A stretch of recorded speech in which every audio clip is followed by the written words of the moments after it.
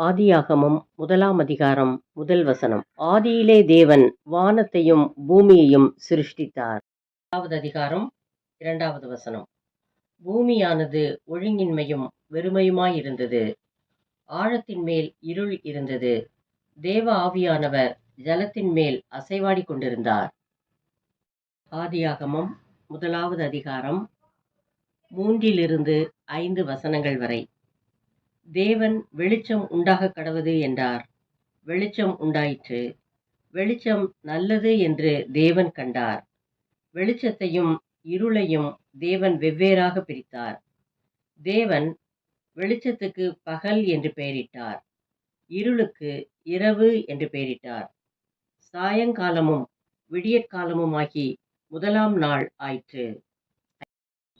ஆதியாகமம் 1 6-8 வசனங்கள் வரை.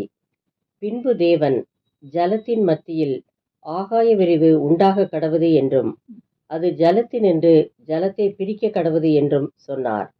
தேவன் ஆகாய விரிவை உண்டு பண்ணி ஆகாய விரிவுக்கு கீழே இருக்கிற ஜலத்திற்கும் ஆகாய விரிவுக்கு மேலே இருக்கிற ஜலத்திற்கும் பிரி உண்டாக்கினார். அது அப்படியே ஆயிற்று. தேவன் ஆகாய விரிவுக்கு வானம் என்று பெயரிட்டார். சாயங்காலமும் விடியற்காலமுமாகி 2 நாள் ஆயிற்று.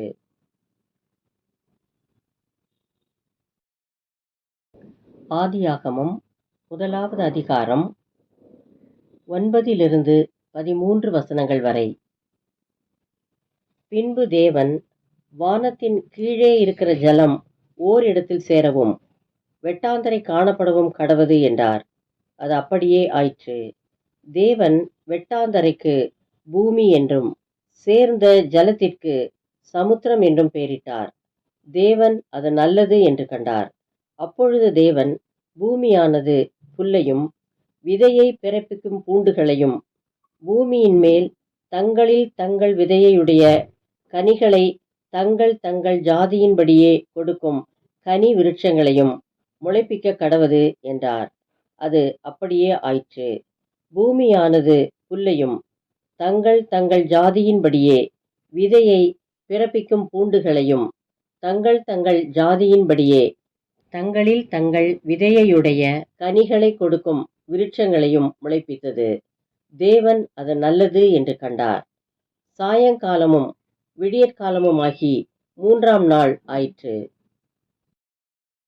பின்பு தேவன் பகலுக்கும் இரவுக்கும் வித்தியாசம் உண்டாக்கத்தக்கதாக வானம் என்கிற ஆகாய விரிவிலே சுடர்கள் உண்டாக கடவது.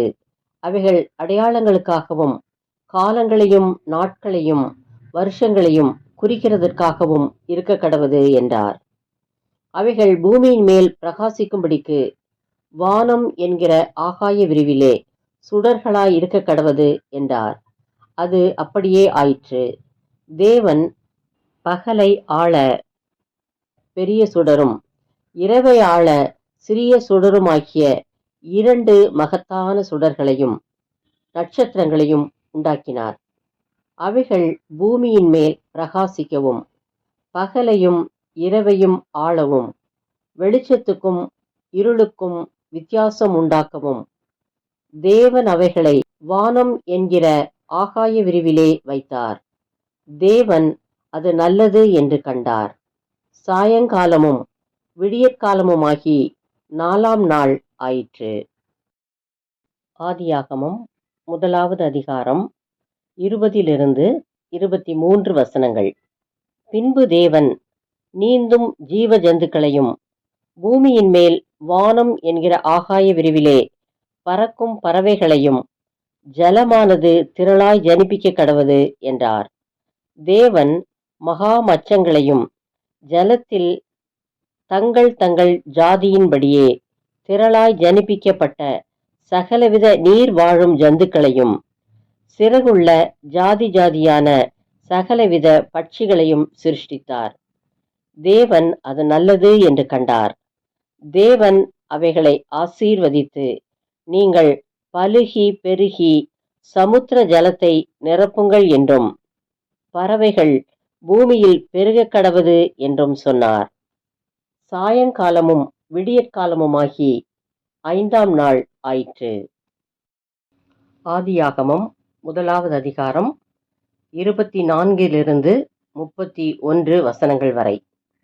பின்பு தேவன் பூமியானது ஜாதி ஜாதியான ஜீவ ஜந்துக்களாகிய நாட்டு மிருகங்களையும் ஊரும் பிராணிகளையும் காட்டு மிருகங்களையும் ஜாதி ஜாதியாக பிறப்பிக்க கடவது என்றார்.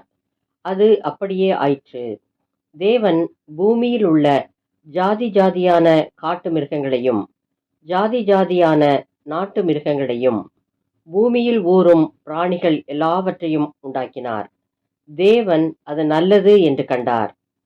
பின்பு தேவன் நமது சாயலாகவும் நமது ரூபத்தின்படியேயும் மனுஷனை உண்டாக்குவோமாக, அவர்கள் சமுத்திரத்தின் மச்சங்களையும் ஆகாயத்து பறவைகளையும் மிருக ஜீவன்களையும் பூமி அனைத்தையும் பூமியின் மேல் ஊரும் சகல பிராணிகளையும் ஆளக்கடவர்கள் என்றார். தேவன் தம்முடைய சாயலாக மனுஷனை சிருஷ்டித்தார். அவனை தேவ சாயலாகவே சிருஷ்டித்தார். ஆணும் பெண்ணுமாக அவர்களை சிருஷ்டித்தார். பின்பு தேவன் அவர்களை நோக்கி, நீங்கள் பலுகி பெருகி பூமியை நிரப்பி அதை கீழ்ப்படுத்தி சமுத்திரத்தின் மச்சங்களையும் ஆகாயத்து பறவைகளையும் பூமியின் மேல் நடமாடுகிற சகல ஜீவ ஜந்துக்களையும் ஆண்டு கொள்ளுங்கள் என்று சொல்லி தேவன் அவர்களை ஆசீர்வதித்தார். பின்னும் தேவன், இதோ பூமியின் மேலெங்கும் விதை தரும் சகலவித பூண்டுகளையும் விதை தரும் கனி மரங்களாகிய சகலவித விருட்சங்களையும் உங்களுக்கு கொடுத்தேன். அவைகள் உங்களுக்கு ஆகாரமாயிருக்க கடவது. பூமியில் உள்ள சகல மிருக ஜீவன்களுக்கும் ஆகாயத்தில் உள்ள சகல பறவைகளுக்கும் பூமியின் மேல் ஊரும் பிராணிகள் எல்லாவற்றிற்கும் பசுமையான சகல பூண்டுகளையும் ஆகாரமாக கொடுத்தேன் என்றார்.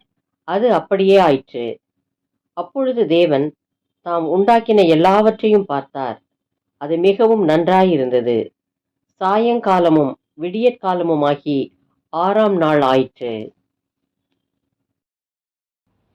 ஆதியாகமம் 2ஆம் அதிகாரம் 1-4 வசனங்கள் வரை. இவ்விதமாக வானமும் பூமியும் அவைகளின் சர்வ சேனையும் உண்டாக்கப்பட்டு தீர்ந்தன. தேவன் தாம் செய்த தம்முடைய கிரியையை 7ஆம் நாளிலே நிறைவேற்றி தாம் உண்டாக்கின தம்முடைய கிரியைகளையெல்லாம் முடித்த பின்பு 7ஆம் நாளிலே ஓய்ந்திருந்தார். தேவன் தாம் சிருஷ்டித்து உண்டு பண்ணின தம்முடைய கிரியைகளையெல்லாம் முடித்த பின்பு அதிலே ஓய்ந்திருந்தபடியால் தேவன் 7ஆம் நாளை ஆசீர்வதித்து அதை பரிசுத்தமாக்கினார். தேவனாகிய கர்த்தர் பூமியையும் வானத்தையும் உண்டாக்கின நாளிலே வானமும் பூமியும் சிருஷ்டிக்கப்பட்ட வரலாறு இவைகளே. ஆதியாகமம் 2ஆம் அதிகாரம் 7-8 வசனங்கள். தேவனாகிய கர்த்தர் மனுஷனை பூமியின் மண்ணினாலே உருவாக்கி ஜீவ சுவாசத்தை அவன் நாசியிலே ஊதினார். மனுஷன் ஜீவாத்துமாவானான். தேவனாகிய கர்த்தர் கிழக்கே ஏதேன் என்னும் ஒரு தோட்டத்தை உண்டாக்கி தாம் உருவாக்கின மனுஷனை அதிலே வைத்தார். ஆதியாகமம் 2ஆம் அதிகாரம் 16-17 வசனங்கள். தேவனாகிய கர்த்தர் மனுஷனை நோக்கி, நீ தோட்டத்திலுள்ள சகல விருட்சத்தின் கனியையும் புசிக்கவே புசிக்கலாம். ஆனாலும் நன்மை தீமை அறியத்தக்க விருட்சத்தின் கனியை புசிக்க வேண்டாம்.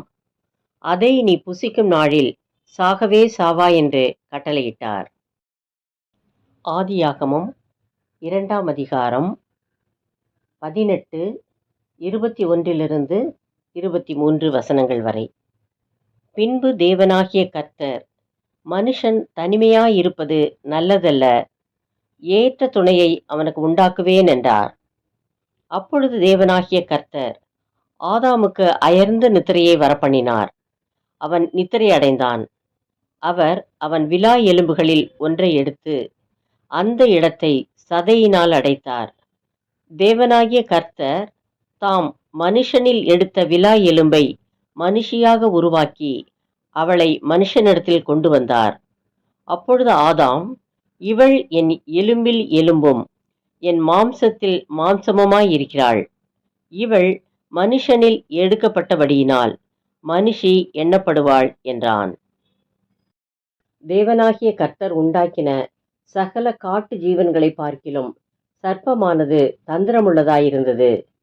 அது ஸ்திரீயை நோக்கி, நீங்கள் தோட்டத்திலுள்ள சகல விருட்சங்களின் கனியையும் புசிக்க வேண்டாம் என்று தேவன் சொன்னதுண்டோ என்றது.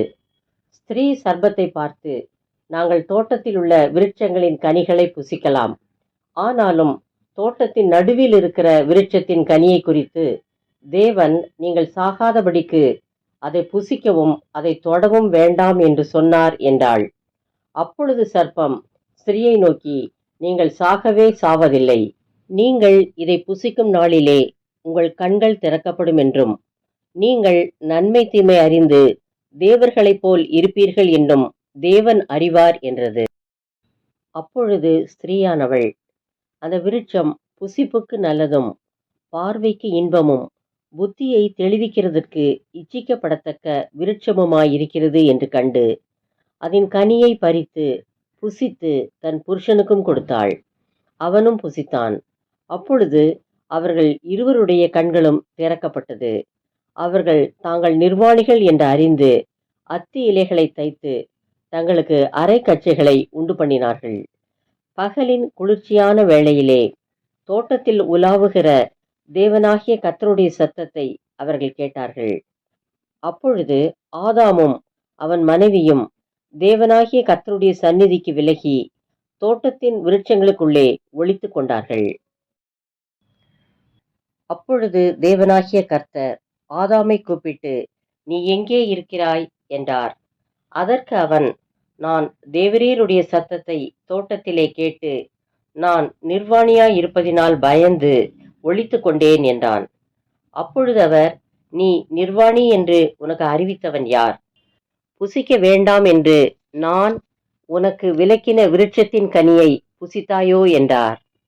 அதற்கு ஆதாம், என்னுடனே இருக்கும்படி தேவரீர் தந்த ஸ்திரீயானவள் அவ்விருட்சத்தின் கனியை எனக்கு கொடுத்தாள், நான் புசித்தேன் என்றான். அப்பொழுது தேவனாகிய கர்த்தர் ஸ்திரீயை நோக்கி, நீ இப்படி செய்தது என்ன என்றார். ஸ்திரீயானவள், சர்ப்பம் என்னை வஞ்சித்தது, நான் புசித்தேன் என்றாள். அப்பொழுது தேவனாகிய கர்த்தர் சர்ப்பத்தை பார்த்து, நீ இதை செய்தபடியால் சகல நாட்டு மிருகங்களிலும் சகல காட்டு மிருகங்களிலும் சபிக்கப்பட்டிருப்பாய். நீ உன் வயிற்றினால் நகர்ந்து உயிரோடு இருக்கும் நாளெல்லாம் மண்ணை தின்பாய். உனக்கும் ஸ்திரீக்கும் உன் வித்துக்கும் அவள் வித்துக்கும் பகை உண்டாக்குவேன். அவர் உன் தலையை நசுக்குவார், நீ அவர் குதிங்காலை நசுக்குவாய் என்றார். அவர் ஸ்திரீயை நோக்கி, நீ கர்ப்பவதியாயிருக்கும்போது உன் வேதனையை மிகவும் பெருக பண்ணுவேன். வேதனையோடே பிள்ளை பெறுவாய். உன் ஆசை உன் புருஷனை பற்றி இருக்கும், அவன் உன்னை ஆண்டு கொள்ளுவான் என்றார்.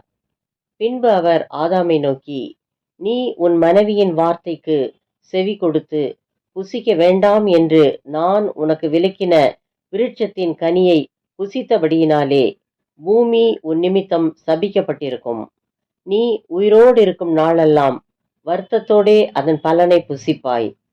அது உனக்கு முள்ளும் குறுக்கும் முளைப்பிக்கும். வெளியின் பயிர் வகைகளை புசிப்பாய். நீ பூமியிலிருந்து எடுக்கப்பட்டபடியால் நீ பூமிக்கு திரும்பும் மட்டும் உன் முகத்தின் வேர்வையால் ஆகாரம் புசிப்பாய். நீ மண்ணாயிருக்கிறாய், மண்ணுக்கு திரும்புவாய் என்றார். தேவனாகிய கர்த்தர் ஆதாமுக்கும் அவன் மனைவிக்கும் தோல் உடைகளை உண்டாக்கி அவர்களுக்கு உடுத்தினார். பின்பு தேவனாகிய கர்த்தர், இதோ மனுஷன் நன்மை தீமை அறியத்தக்கவனாய் நம்மில் ஒருவரைப் போல் ஆனான். இப்பொழுதும் அவன் தன் கையை நீட்டி ஜீவ விருட்சத்தின் கனியையும் பறித்து புசித்து என்றைக்கும் உயிரோடு இராதபடிக்கு செய்ய வேண்டும் என்று அவன் எடுக்கப்பட்ட மண்ணை பண்படுத்த தேவனாகிய கர்த்தர் அவனை ஏதேன் தோட்டத்திலிருந்து அனுப்பிவிட்டார். அவர் மனுஷனை துரத்திவிட்டு ஜீவ விருட்சத்துக்கு போம் வழியை காவல் செய்ய ஏதேன் தோட்டத்துக்கு கிழக்கே கேருபீன்களையும் வீசிக்கொண்டிருக்கிற சுடரொளி பட்டயத்தையும் வைத்தார்.